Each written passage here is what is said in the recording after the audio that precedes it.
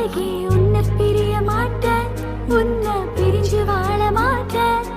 அது சொர்க்கம் என்றாலும் நரகம் என்றாலும் கூட